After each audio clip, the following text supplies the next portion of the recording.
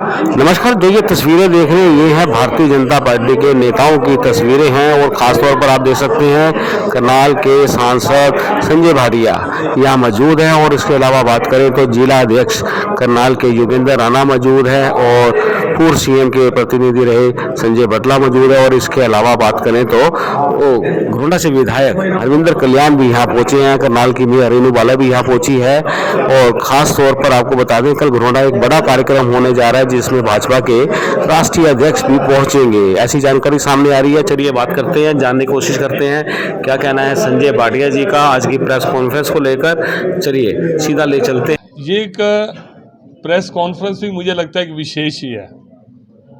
और जो कल का कार्यक्रम होने जा रहा है घरोंडा के अंदर, वो भी एक ऐतिहासिक कार्यक्रम होने जा रहा है। देखो, रैलियां आपने इससे पहले भी इससे बाद भी देखेंगे, इससे बड़ी भी आप रैलियां देखेंगे। विषय रैली का नहीं है। एक नई भूमिका में हरियाणा की राजनीति में जो संत के रूप में विख्यात हो गए, जिनको कहते हैं सफ़ेद कपड़ों में संत। और ये बात पहली बार, मैं अनेक बार मंचों पे बोलता हूँ, लेकिन ये पहली बार जिसने बात ये बोली, मैं वेस्टर्न यूपी के इलेक्शन में था, मेरी ड्यूटी लगी हुई थी। तो जब एक शुरुआती इंट्रोडक्टरी एक हमारी मीटिंग हुई तो योगी आदित्यनाथ जी जो उस समय मुख्यमंत्री थे, उनके अगला जो चुनाव था उसके मैं जिम्मेवारी मेरे को वेस्टर्न यूपी की थी। तो बैठक में हम बैठे थे तो ऐसे ही चर्चा मनोहर लाल जी की हुई तो उनके मुख से पहली बार निकला, उन्होंने कहा हम तो संत हैं या हम भगवा डालते हैं, मनोहर जी, आपके मनोहर जी, उनका शब्द था कि आपके मनोहर जी भी सफ़ेद कपड़ों में संत हैं। ऐसा योगी आदित्यनाथ जी ने वो बात को बोली और वाकई में ही मनोहर लाल जी ने उस बात को सिद्ध किया। देखो, राजनीति में कई सांसद पहले बने हैं, कई सांसद बाद में भी बनेंगे, लेकिन हरियाणा की राजनीति में इतना ईमानदारी, इतनी प्रामाणिकता के साथ जिसने अपनी सर्विसेज दी हैं, सेवाएं दी हैं, अपना विज़न दिया है, हरियाणा को उन्होंने हिंदुस्तान के नक्शे पे अग्रणी राज्यों में ला दिया। देखो, हरियाणा के अंदर किसानों के बल पर, खिलाड़ियों के बल पर, जो हमारे युवा हैं जो सेना के अंदर काम करते हैं, हरियाणा वैसे ही हिंदुस्तान के अग्रणी राज्यों में है। लेकिन जिस तरह की सुविधाएं हम विदेशों में सुना करते थे जिस तरह की सुविधाएं हम मेट्रो सिटीज़ में सुना करते थे, उस तरह की सुविधाएं पूरे हरियाणा में दे देना।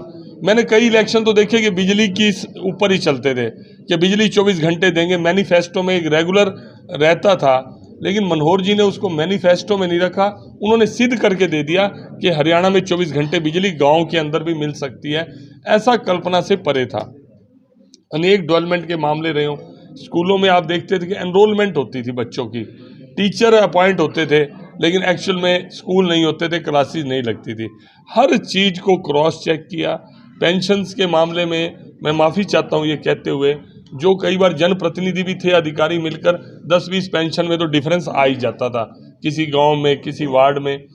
मैं भी पार्षद रहा हूँ तो मैं समझता हूँ, इन बातों को देखता था। लेकिन मनोहर लाल जी ने सारा सिस्टम ऑनलाइन किया और हेल्थ के मामले में, आयुष्मान कार्ड के मामले में इतिहास ही रच दिया। जो हिंदुस्तान के अंदर आयुष्मान भारत की योजना आई कि बीपीएल के लोगों को उसका लाभ मिलेगा, उन्होंने हरियाणा के हर निवासी को एक थोड़ी सी शुल्क देकर हर बच्चे को उसके अंदर, हर बूढ़े को, हर बहन को, हर बेटी को उसके अंदर कवर कर दिया। हरियाणा का कोई भी निवासी ऐसा नहीं जो चिरायु हरियाणा का लाभ नहीं ले सकता, हर मामले में। सबसे बड़ा उदाहरण तो आप लोग बोलते हैं, मैं अभी वहाँ पे था, मेरे को मिठाई का डब्बा एक लड़का लेके आ गया। वो लोग कहते हैं वो बहुत गरीब मजदूर था, उसका बेटा सब इंस्पेक्टर बना, भी थोड़ा टाइम पहले ही वो आया, धन्यवाद कहते हैं। मैं कल्पना नहीं करता था, मैं तो मजदूरी करता था गांव में, और वर्दी डाल के मेरा बेटा ट्रेनिंग पूरी करके जब सब इंस्पेक्टर बन के गाँव के अंदर आया, पूरे गाँव के अंदर मेरी इज्जत इतनी बढ़ गई। गरीब आदमी की दुआएँ जो हैं मनोहर लाल जी के साथ हैं। मैं मतलब आप सबसे प्रार्थना करूंगा कि इस यज्ञ में आप भी अपनी आहुति डालें। जो मनोहर लाल जी के पॉजिटिव हैं, सत्ता में बैठे हुए विपक्ष तो कटाक्ष करता ही है, कुछ लोग ऐसे भी रहते हैं, चाहे वो अपना कार्यकर्ता भी रहा हो, जिसका थोड़ा बहुत पर्सनल फेवर नहीं मिलती, उसकी भी नाराज़गी रहती है। लेकिन मैं आपके सामने स्वीकार भी करना चाहूँगा कि आज मुख्यमंत्री हमारे मनोहर लाल जी नहीं हैं, वो भी अपने भाई नायब सैनी जी हैं, उनके तराशे हुए कार्यकर्ता हैं मनोहर लाल जी के। लेकिन आज मैं पानीपत के अंदर प्रेस से पहले जो आलोचना करते थे मनोहर लाल जी की, वो एक व्यक्ति का भी मैं नाम ले सकता हूँ, गाड़ी में मेरे साथ बैठा और उसके पास शब्द नहीं थे, कहता जी मैं सबसे बड़ा आलोचक था, मैं खड़ा होकर भी बोलता था। आज मेरी आत्मा कहती है कि इतना शुद्ध व्यक्ति, इतना संत व्यक्ति राजनीति में हमने कभी नहीं देखा। तो आपके तो अपने हैं, वो आपके करनाल के हैं और आपने बहुत नज़दीक से उनकी कार्यशैली देखी है। वो इस हाथ से भी किसी की मदद करते हैं ना, दूसरे हाथ को भी नहीं बताते और वो मदद करते हैं। कभी राणा जी को भेज देंगे, कभी मुझे भेज देंगे, कभी बटला जी को भेज देंगे। राजनीति में तो लोग अधिकतर मनोहर लाल जी से पहले खून चूसने वाले ही ज़्यादा होते थे, जिससे कितना लूटा जा सके।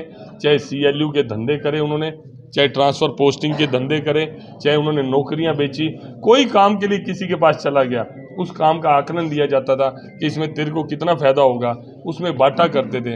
एक मनोहर लाल जी हैं, मुख्यमंत्री से हटते ही, जिनकी टोटल 3 एकड़ जगह थी, 1 एकड़ पहले दान कर दी, 2 एकड़ मैंने मीडिया से पढ़ा, मेरी बात नहीं हुई, 2 एकड़ और दान कर दी। अपना घर भी कहते हैं लाइब्रेरी, ये रामनगर वाला दे दिया, नहीं गांव वाला, अच्छा गांव वाला घर उन्होंने अच्छा उसके लिए दे दिया। अच्छा मुझे क्लियर नहीं, मैंने मीडिया में पढ़ा, हालांकि मैं मजाक कर रहा था।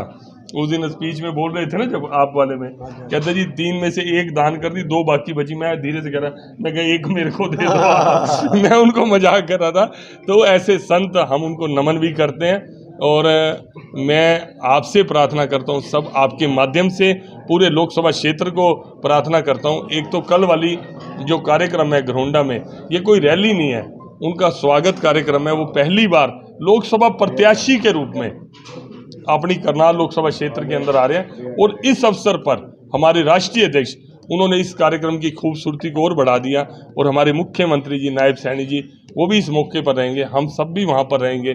मैं आपके माध्यम से सबसे प्रार्थना करता हूँ कि सब लोग उस दृश्य को देखने के लिए, उस उत्साह को देखने के लिए, उस जोश को देखने के लिए, अभी मैं गाड़ी में आ रहा था, जिला अध्यक्ष पानीपत वाले का फ़ोन आया कि भाई साहब मेरी 158 बसें कंप्लीट हो गई हैं, मुझे बसें और अरेंजमेंट कर दो, मिल नहीं रही मेरे को। मैं कहा 158 आपकी 50 सीटों वाली, कहते हैं हाँ जी मेरी 50 वाली। फिर मैंने इको कर दिए हैं, मैंने वो ट्रैक्स कर दिए हैं, अलग अलग गाड़ियों के नाम ले रहे थे, मैंने स्कॉर्पियो, इनोवा कर दिया। इतना जोश है, कहते हैं आप और भी इतनी गाड़ियाँ हमें और दे दोगे। लोग सब जाना चाहते हैं और इस भूमिका के अंदर जिस तरह मैंने बताया, बहुत विपक्ष कहते हैं जिस दिन से मनोहर लाल जी मुख्यमंत्री नहीं बने, हमारे मन में भी श्रद्धा, जो कट्टर विरोधी था वो साथी अभी मेरे को बोल के गया कि हमारे मन में उनके लिए श्रद्धा बहुत ज़्यादा बढ़ गई है। तो मैं सब आपके माध्यम से अपील करूंगा, कल 10 बजे घरोंडा अनाज मंडी के अंदर सब लोग वहां पर पहुंचें और अपने प्रिय नेता को, अपने संत को वहां पर मिलें और उसको पूरा जोश और उत्साह के साथ समर्थन का हम सब वायदा करेंगे। सब लोग हम वहाँ पर इकट्ठा होंगे। यही कारण है कि मुख्यमंत्री जी के आने की ज़्यादा खुशी मनाई जा रही है, जो मुख्यमंत्री बने हैं उनकी ज़्यादा खुशी नहीं है? नहीं, ऐसा नहीं है। एक बात और बता दूं, नायब जी भी हमारे आपके जो CM सिटी है उसको मेंटेन करने जा रहे हैं। मेरी इच्छा है, मेरी प्रार्थना है, मैं कल हमारे हाईकमान आएंगे, मैं सबकी तरफ से करूँगा, क्योंकि ये 4-6 महीने का जो चुनाव रहेगा, ये वाला जो बाई इलेक्शन करनाल का भी घोषित हो गया है, तो वो भी हमारे ही मैं प्रार्थना करूंगा कि हमारे कैंडिडेट बने नायब जी, ताकि ये CM सिटी का जो टैग है वो कायम रहे। खुशी उनके हो तो अपने भाई हैं, लेकिन आप एक देखिए, जिसने नायब जी जैसे कार्यकर्ता को तराश कर आज प्रदेश का मुखिया बनाया, उस मनोहर जी के मन में उतनी कितनी खुशी होगी, आप उसकी कल्पना कर सकते हैं। भाटिया जी, आप MP थे, अब आपकी जगह जो है मनोहर लाल खट्टर जी को जो है अब लोकसभा चुनाव का कराया जा रहा है, तो कहीं आपका भी दर्द कहीं झलका है?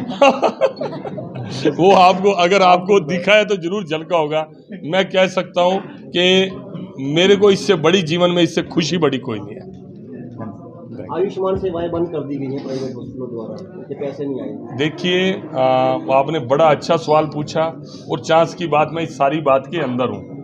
मेरे पास IMA के प्रेसिडेंट, उन्होंने ट्राई 10 जगह से किया होगा, लेकिन मुझे मालूम नहीं, मेरे पास आए वो आज से लगभग 10 दिन पहले, ऑन रिकॉर्ड बात है, ऑन रिकॉर्ड अपना ज्ञापन लेके आए। मैंने उनकी जो 4-5 चीज़ें थी सारी पढ़ी। उन्होंने कहा जी हमारे को वो नहीं मिल रही, पेमेंट नहीं मिल रही, जो हम आयुष्मान में इलाज करते हैं, हमारा लगभग 200-225 करोड़ हमारा पेंडिंग है। मैंने कहा जी मैंने चंडीगढ़ जाना है, मैं आपकी बात रख के आऊँगा। मैं नेक्स्ट डे चंडीगढ़ गया, मनोहर लाल जी मुख्यमंत्री थे, उनके साथ लगभग मैं 2.5 घंटा बैठा अनेक विषयों के ऊपर। बहुत विषय थे उस दिन, पूरा रिलैक्स में उनके लान पे बैठे। मैंने उनको एक एक करके, मेरे पास लगभग 30-32 रिप्रेजेंटेशन थी, पूरे हरियाणा भर से थी, जिसमें IMA की एक थी। ऑन रिकॉर्ड बात कर रहा हूँ आपसे, IMA के प्रेसिडेंट से आंख में आंख डाल के भी बात कर सकता हूँ आपसे, फ़ोन पे मैं ऑनलाइन आपको स्पीकर ऑन करके भी बात सुना सकता हूँ। तुरंत मेरे सामने मनोहर लाल जी ने उस विषय को समझा, अधिकारियों से बात करी, 60 करोड़ रुपए तुरंत रिलीज करवा दिए। अगले 10 दिन के अंदर 150 करोड़ रुपया और रिलीज करा देंगे। वो 10 दिन भी पूरे हो गए, हो भी चुके होंगे। फिर उन्होंने कहा कि हमारे रेट रिवाइज किए जाएं। एक वो था, मनोहर लाल जी ने कहा कि आप उनको प्रॉमिस कर दें कि जून के अंदर उनके रेट रिवाइज हो जाएंगे। ये सब होने के बाद उनको वापसी रिप्लाई दिया, उनका थैंक्स भी आया। उन्होंने कहा हमारी और उनकी मीटिंग हुई होगी। IMA के प्रेसिडेंट कह रहे हैं जी हमारे डिस्ट्रिक्ट वालों ने कर दी। मैं कहा फिर आप स्टेट के प्रेसिडेंट क्या हो, जब डिस्ट्रिक्ट वाले आपकी बात सुन नहीं रहे या माने, फिर आप रिप्रेजेंटेशन स्टेट की तरफ से क्यों दे रहे हैं? ऑन रिकॉर्ड बोल रहा हूँ, ये सुनेंगे, वो भी सुनेंगे इस बात को, मैं ऑन रिकॉर्ड बात कर रहा हूँ। और उसके बाद ये सब कुछ होने के बाद भी अगर आप ऐसे समय में, क्योंकि आपका चुनाव का समय है, ऐसे समय में आप सेवाएं बंद कर रहे हैं तो उनको विचार करना चाहिए। वो डॉक्टर है, भगवान के बाद अगर इस धरती पे कोई है, हम लोग डॉक्टर को मानते हैं। मैं सभी डॉक्टर साहिबान से प्रार्थना करता हूं कि जो आपने मेरे से बातचीत करी और मेरे माध्यम से बातचीत करी, 19 तारीख की मीटिंग उनकी, उन्होंने कहा हमारी एक बार मीटिंग कर दें। CM साहब ने अमित अग्रवाल जी की ड्यूटी लगाई, उस समय CM साहब मनोहर लाल जी थे, मैं उनकी बात बता रहा हूँ। उन्होंने अमित अग्रवाल जी की ड्यूटी लगाई, अमित अग्रवाल जी और मेरी फिक्स, मैंने दोनों की मीटिंग 19 तारीख की फिक्स करा दी। 19 कल है ना, कल की मीटिंग उनकी फिक्स है। मैं आपको अपनी व्हाट्सएप चैट भी दिखा सकता हूं उनके साथ, जो 19 तारीख की मीटिंग फिक्स है। फिर आपने 16 वाली, आपने सारी बातें, सरकार ने कदम भी आगे बढ़ाया, मानवता के तौर पे बात को माना भी, लेकिन आप अपनी उसमें 16 के ऊपर अड़े हुए हैं। तो फिर आपका मंशा या इच्छा कुछ और है, ये वो स्पष्ट करेंगे, आप उनसे जरूर पूछना। 2 दिन पहले ही ज्ञापन सौंप के गए हैं डॉक्टर, मुख्यमंत्री, नए मुख्यमंत्री के नाम उपायुक्त के महोदय के माध्यम से। मैं कह रहा हूँ डायरेक्ट मेरे को IMA, मैं तो सारी डिटेल आपको बताई है। अब आप यानी कि उनकी कहीं ना कहीं मांग पूरी